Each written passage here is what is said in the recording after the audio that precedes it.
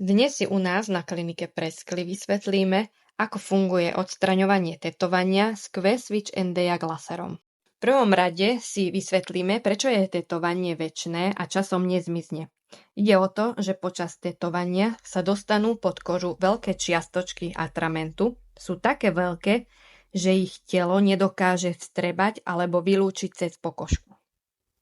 Jediná možnosť je tieto čiastočky rozbiť na mikročastice, ktoré vie telo následne vstrebať a vylúčiť z tela von pomocou moču. A ako na to?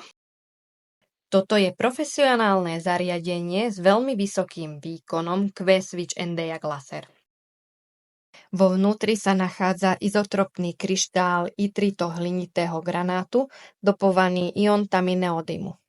Tento laser vytvára svetelné pulzy vo vlnovej dĺžke 1064 nanometrov a tieto pôsobia len na čierne farbivo pod kožou. Každý puls má len niekoľko nanosekúnd, takže je extrémne krátky, ale za to veľmi silný. Teraz môžete vidieť, ako laser účinne odstraňuje tetovanie. Celý proces trvá približne 2 minúty a je takmer bezbolestný vďaka lokálnemu anestetiku.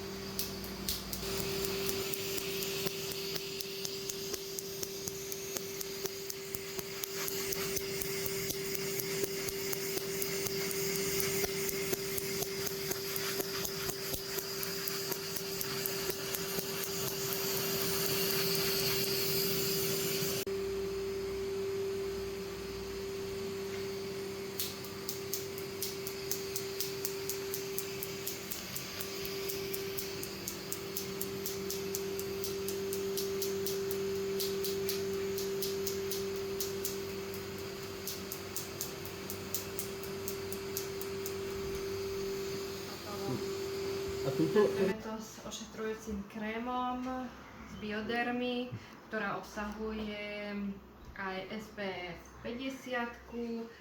Je to na rýchlejšie hojenie, regenerovanie